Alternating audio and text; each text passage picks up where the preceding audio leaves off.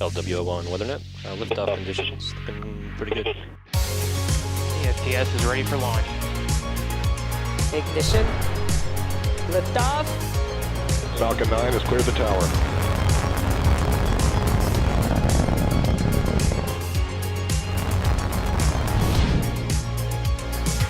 Ten, 9, 8, Side booster ignition. 6, 5, 4, 3, 2, 1.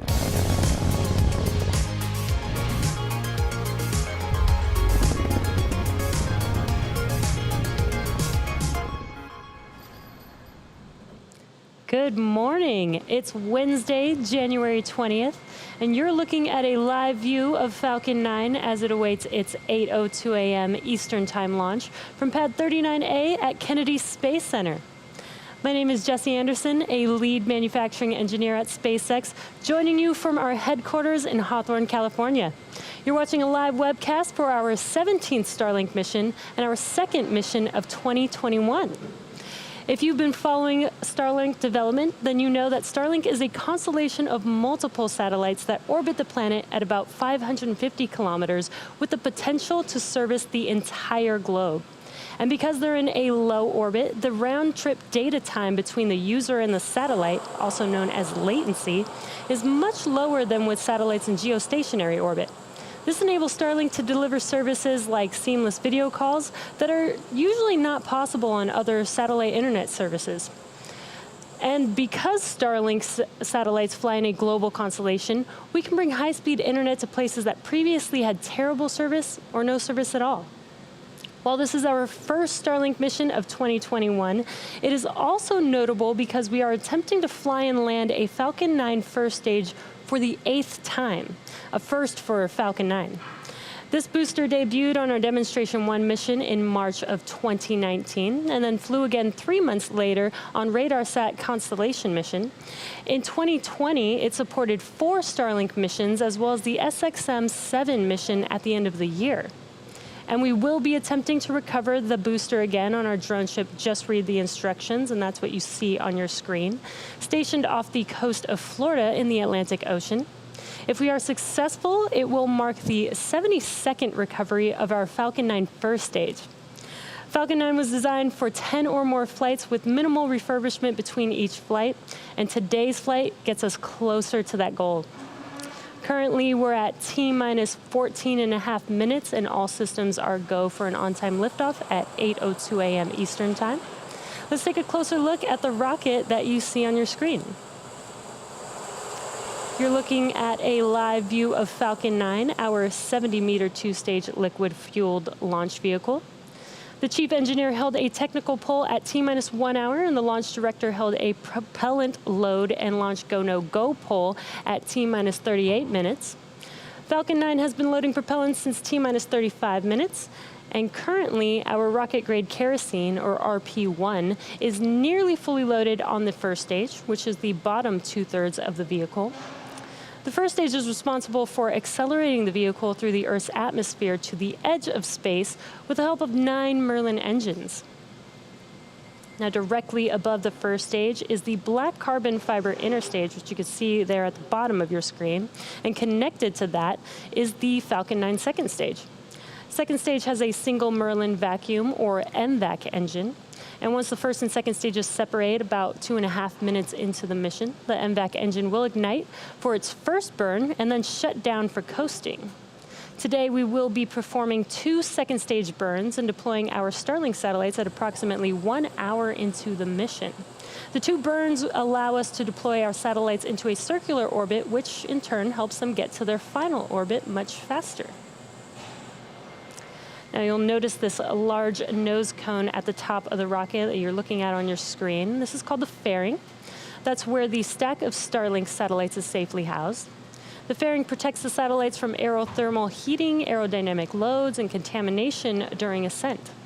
As you may know, space is a vacuum, so we will jettison the fairing halves to reduce some weight as the second stage continues on its journey to orbit. Today, we are using flight-proven fairing halves, and Miss Tree and Miss Chief, which you are looking at on your screen, we'll be attempting to recover them by wet recovery, meaning we will be retrieving them from the water. Now, weather is looking 90% favorable at the launch site, which you could see that beautiful view there with a slight chance of cumulus cloud development this morning. At our recovery site in the Atlantic Ocean, ground level winds are in the forecast today. Now, these winds are potentially stronger than what Falcon 9 has experienced on previous flights. Therefore, today's mission will be what we call an envelope expansion on our first stage landing wind performance, meaning we are going to test the wind limits of our vehicle upon landing. Now, with that, the vehicle, satellites, weather, and range are all looking good for an on-time liftoff just a few minutes from now. Since our last launch in November of 2020, we've brought Starlink to a handful of new communities in the US, Canada, as well as the United Kingdom, which we're really excited to tell you about. In Canada, we signed our first customer, the Pikangikum First Nation Reservation, which is located in a remote area of Ontario Province, Canada, about 300 kilometers northeast of Winnipeg. The Pikangikum First Nation are an indigenous community of approximately 2,000 to 3,000 people, representing 400 to 500 family households. The area is so remote that for the majority of the year, all shipments are sent via chartered airplane, except during the coldest weeks when trucks are able to travel across ice roads to reach the community. Given the remote and terrain challenges of the Pikangikum First Nation, it is cost prohibitive to update or lay new infrastructure. Our Starlinks were delivered to the community for use in residences, community buildings, and businesses. Here's a look at how Starlink is positively impacting the Pikangikum First Nation Reservation. All the projects I've probably been involved in, this is, for me personally and professionally, the most rewarding one. I've never worked with a community or a customer or a client that's been more excited about something or happier. And I just, I don't know what could be more rewarding than that. After many, many months of trying to get internet to Pikangikum through other means, Dave was really determined to find a different way. He began doing a lot of research and eventually reached out to SpaceX. They went back and they got the approval, and they came back to me and said that Pikangikum was going to be the first SpaceX Starlink client in Canada. That changed everything from that moment on.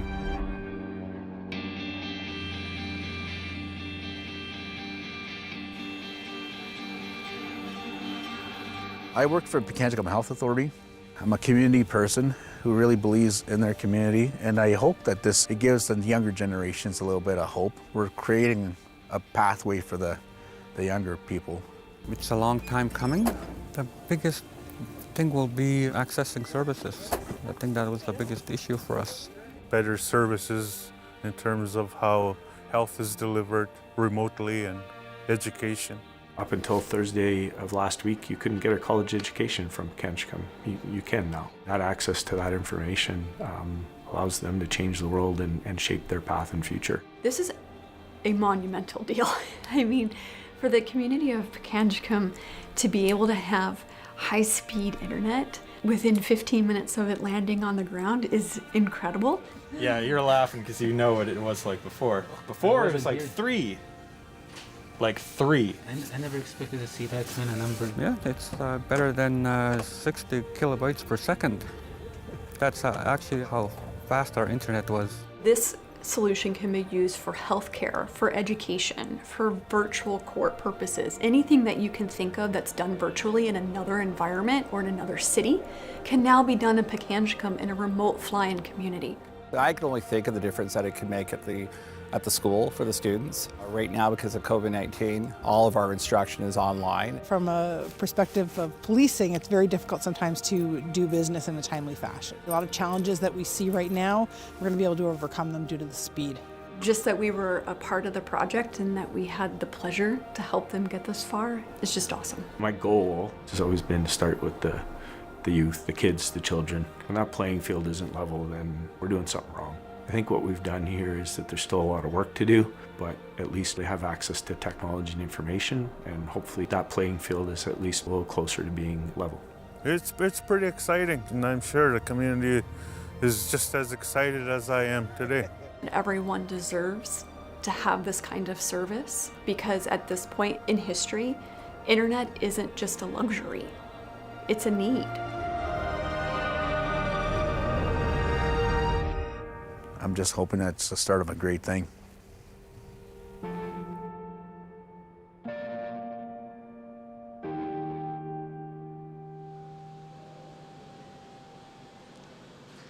It is so incredible to see the community's excitement and gratitude, and our Starlink team is really proud to be able to help communities like the Pikangikum First Nation Reservation. Also, since our last mission in November, we signed up Marysville, Ohio, as well as the Wise County Public School District in Virginia, which will help bring satellite internet service to almost 50 families in that rural community who otherwise would have limited access to high-speed internet. And lastly, earlier this month, we expanded our Better Than Nothing beta program to include customers across the pond in the United Kingdom. Within the northern US and Canada and now the UK, we are focused on rural and remote areas where there is no easy access to fiber or cable. If you're interested in our service, head over to starlink.com for more information.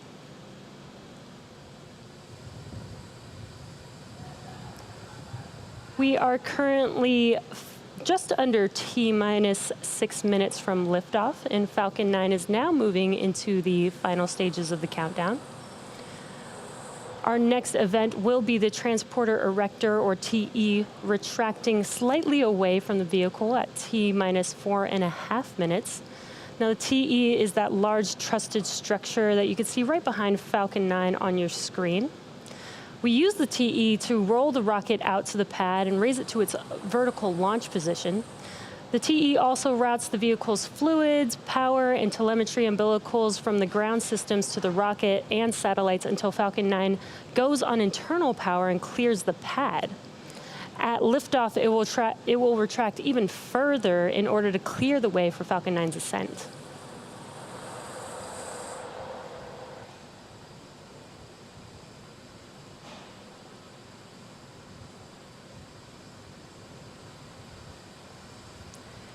We're just under 25 seconds away from that TE retraction.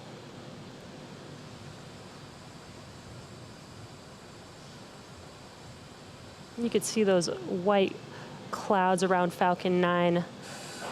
That's what happens when the LOX hits the ambient air there.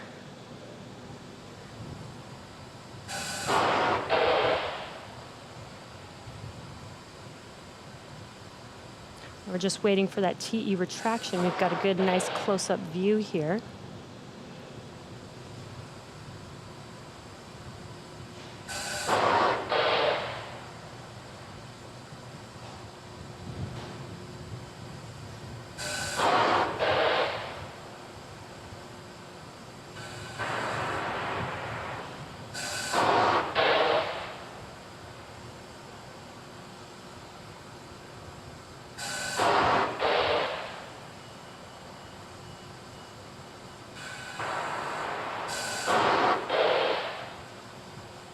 Again, what you're looking at on your screen is the top of the vehicle. And that transporter erector should be retracting here soon. And there you could see it on your screen. It looks very slow and very slight, but there it is moving back. Now the first and second stages are both nearly fully loaded with 1 million pounds of kerosene fuel and liquid oxygen. Super chilled liquid oxygen is our propellant oxidizer, and as I just mentioned, it's what's creating those white clouds that you can see right there on your screen. That happens when it's exposed to the warmer ambient air. First stage should finish prop loading in a second here, and second stage at T-minus 2 minutes. At T-minus 60 seconds, Falcon 9 is in startup, and what that means is that the rocket's autonomous internal flight computers have taken over the launch countdown. Now they'll light the Merlin engines at about T-minus 2 seconds, and liftoff will be commanded at T-minus 0. We use T-Teb as our ignition fluid, and when it mixes with oxygen, it burns a green-colored flame, so you might see a green flash near T0. We then allow fuel into the thrust chamber, and the engine comes up to power for liftoff. Now the Starlink payload continues to be healthy. The Falcon 9 team is tracking no issues on the rocket Weather is looking great, as you can see there on your screen, and the range is green for launch.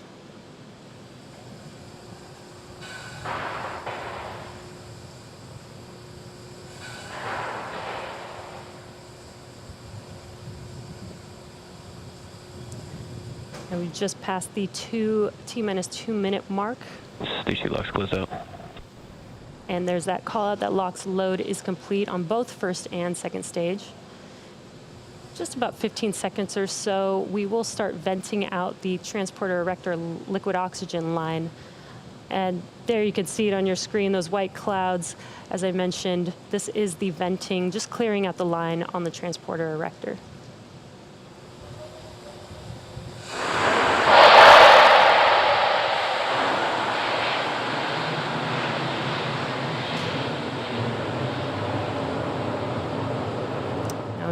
About 15 seconds or so, Falcon 9 will be in startup, and stage 1 and stage 2 will begin pressurizing for launch.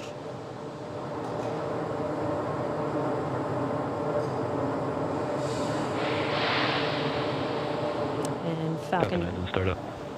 There's that call out. Falcon 9 is in startup. Now we're waiting for the go for launch from the launch director in a few seconds here.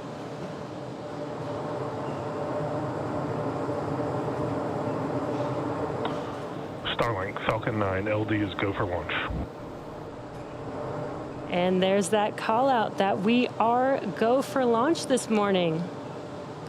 So at T-minus 30 seconds, all systems are go for launch. So let's listen into the terminal count and watch as Falcon 9 takes our Starlink satellites into orbit.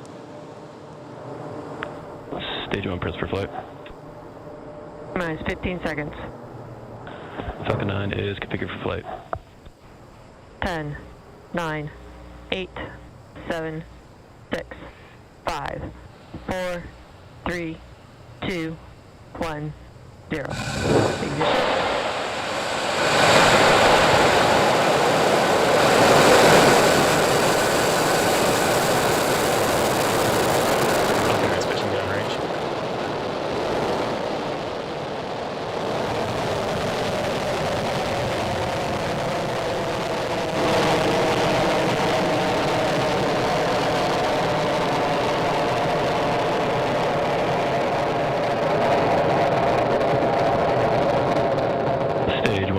Is nominal.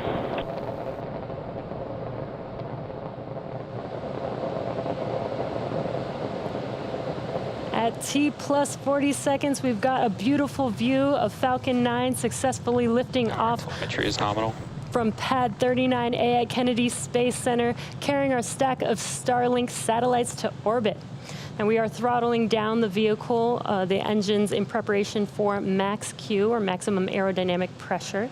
This is the largest structural load that the vehicle sees on ascent, so slowing down the vehicle helps us pass through this short period. Max Q.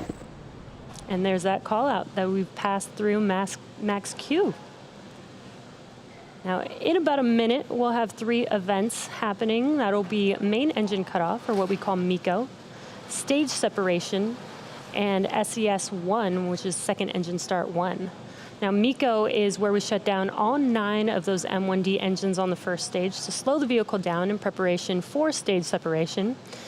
And that's where the first stage separates from the second stage. First stage will start making its way. Back is chilling. First stage will start making its way back to Earth for landing, while second stage continues on its journey with the third event, which is SES-1, or second engine start 1.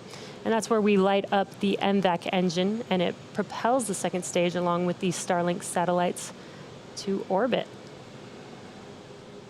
We've just got some awesome views on the screen.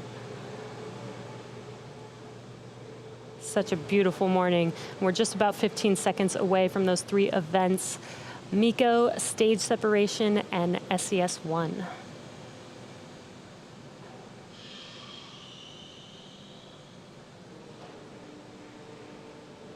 And MECO.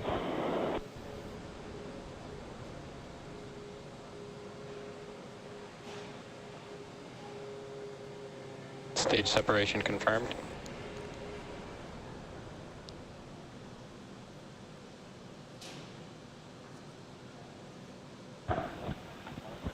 In the ignition and throttle up.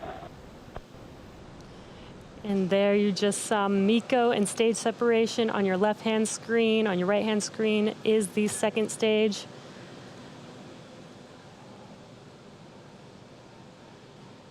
We're waiting on fairing deploy coming up here shortly.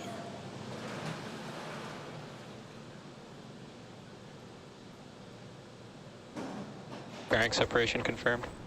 And there you could see the fairing halves have been deployed, and you can see them falling back to Earth. And with that stage separation, that confirms the 8th successful flight for this Falcon 9 booster on ascent. So very exciting. And as a reminder, we will be attempting to recover the fairing halves today with our recovery ships Mystery and Mischief.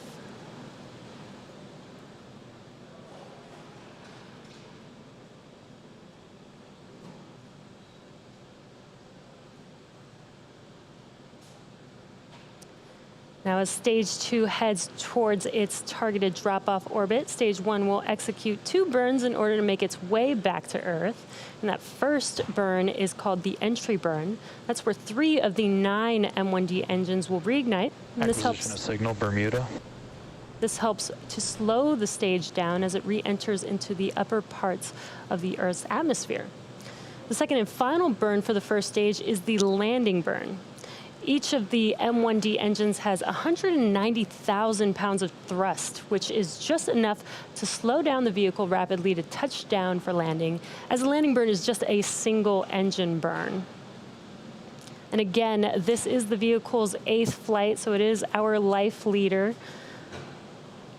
It has completed a successful ascent and stage separation, so let's see if we can land it for the 8th time, which will be a first for Falcon 9. Both vehicles are following nominal trajectories. You heard that call out that both vehicles are nominal. We're just a little over a minute away from that entry burn start on the first stage. And what you see on your screen is a view looking forward on the left-hand screen. Now we've changed to the looking aft on first stage. And on your right-hand screen is a view of that MVAC engine on second stage.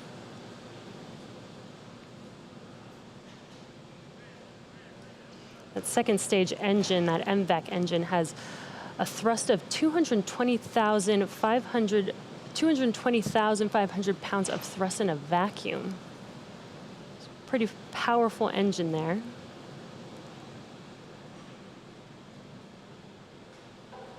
And we're just about 20 seconds or so away from that entry burn on the first stage. You can see those grid fins are deployed, helping to steer the vehicle. And we do use nitrogen gas burst for attitude control. Stage 1 FTS is saved.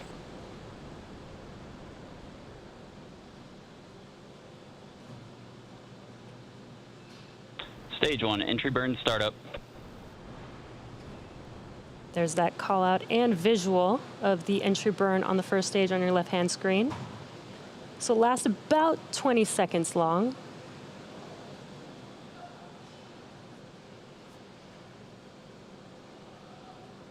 Stage 1 entry burn shut down. And that concludes the entry burn on first stage. And as a reminder, at our recovery site in the Atlantic Ocean, ground level winds are in the forecast today. These winds are potentially stronger than what Falcon 9 has experienced on nominal trajectories. That was just a call out that everything is nominal. These winds are potentially stronger than what Falcon 9 has experienced on previous flights. Therefore, today's mission will be what we call an envelope expansion on our first stage landing wind performance, meaning we're going to test the wind limits of our vehicle upon landing. So let's see if we can stick this landing today. Again, it also will be the 8th landing if we do land this vehicle. And we're just about 30 seconds away from that landing burn start on the first stage. And what you're looking at on your screen is a nice view of the second stage. Still looking nominal.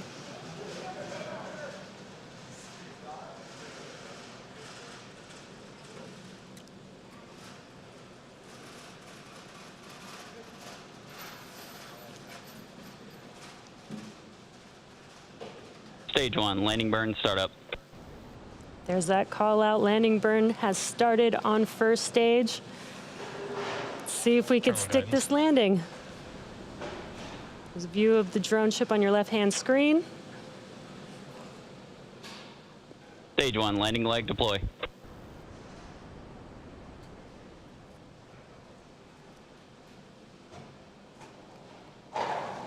Looks like we lost that live view on the first stage. We'll wait for confirmation. And there you can see on your screen, we have landed the Falcon 9 for the 8th time. This is our life leader.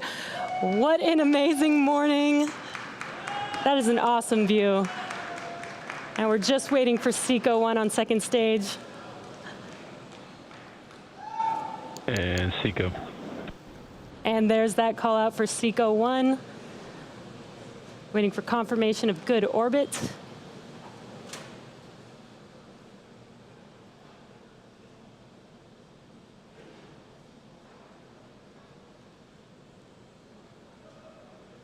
Nominal insertion. And there's that call out for good orbit on second stage. What an exciting morning. We've landed that first stage for the 8th time.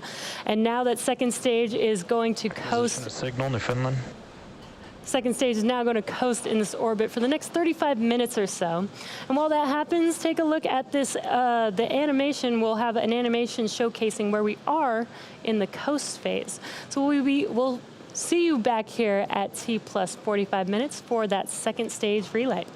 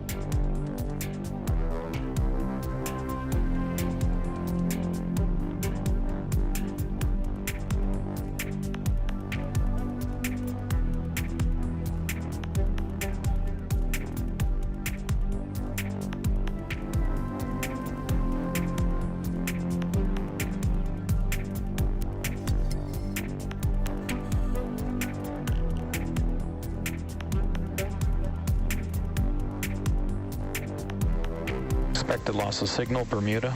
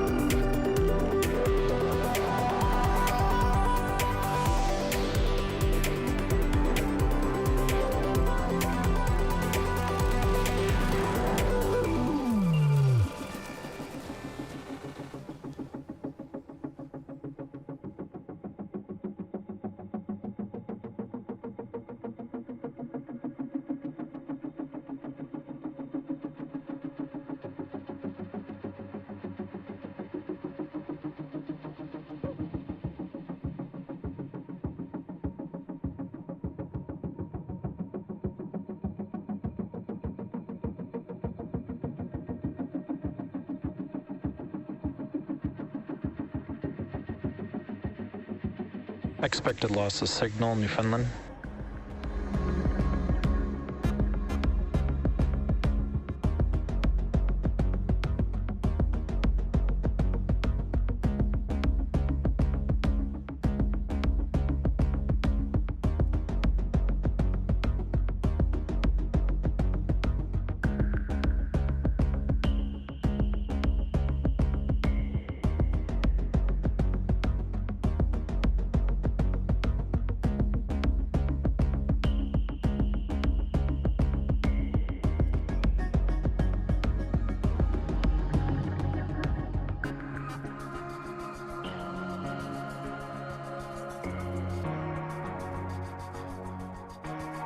Acquisition of signal, Goonhilly.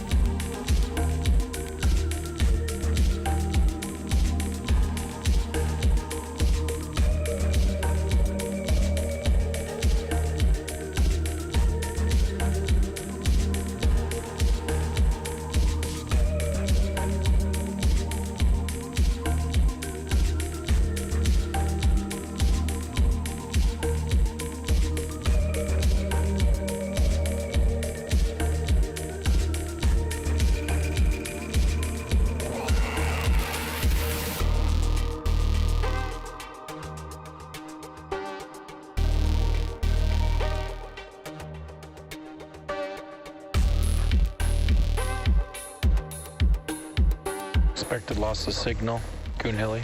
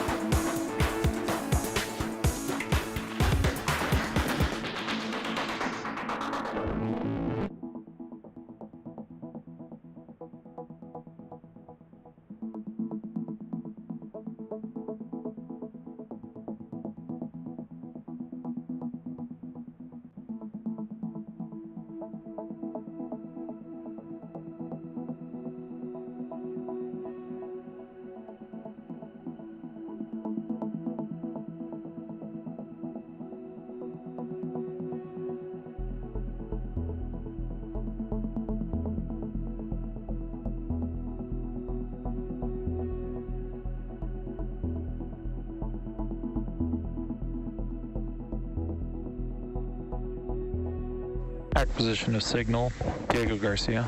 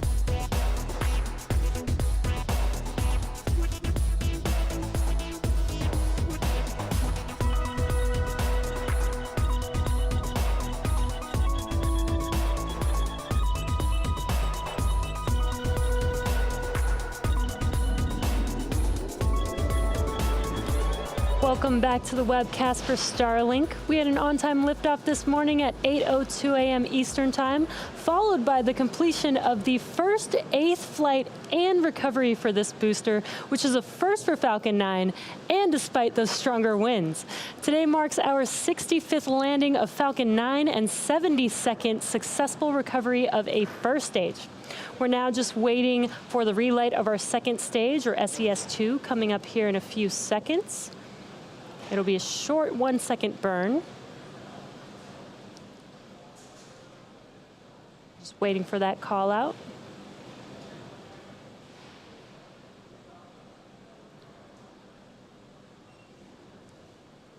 Again, it's just a 1-second burn, so it's very quick, but it does go a long way for this second stage.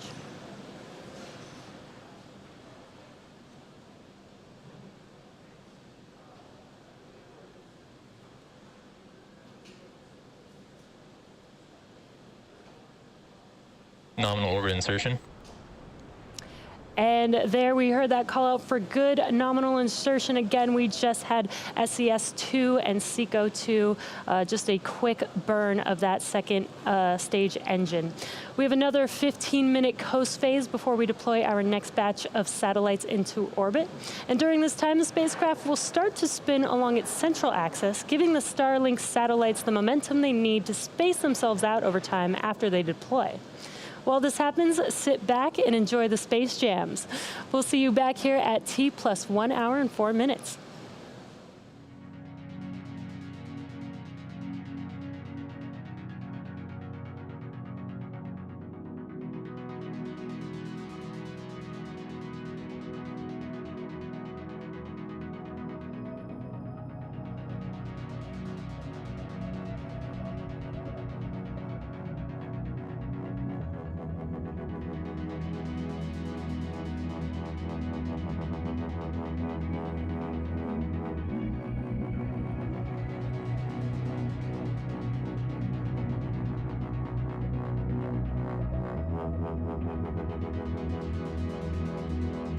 Expected loss of signal. It's Diego Garcia.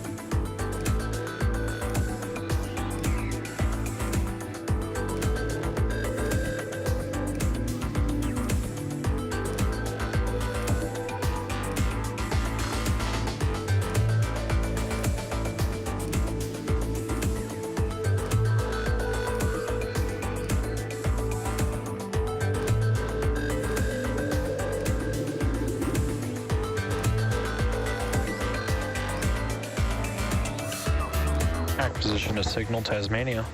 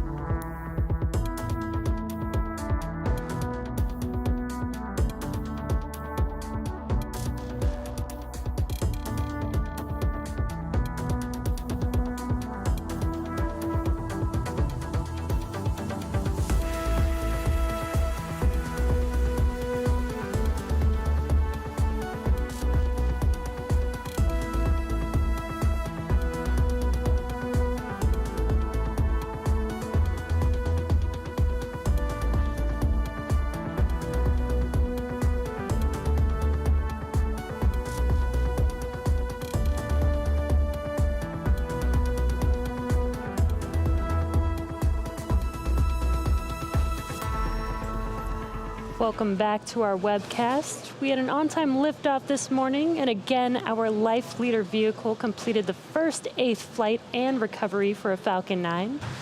Now we're coming up on the deployment of our stack of Starlink satellites in just a few seconds here. So we will listen in and watch live as the payload deploys.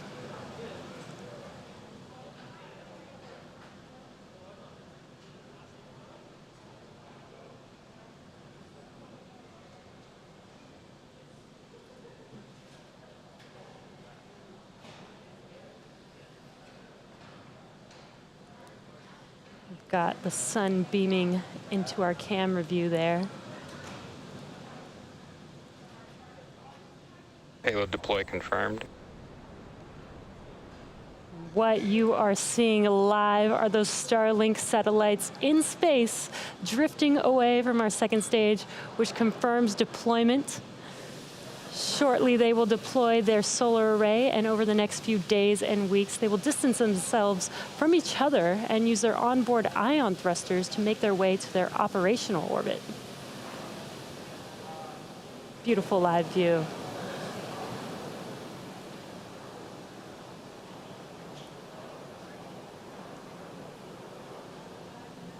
And that brings our webcast to a close. Thank you to the range and the FAA for supporting today's mission. And thanks to all of our viewers, as well as all of those in the US, Canada, and the UK who ordered Starlink under our public beta program.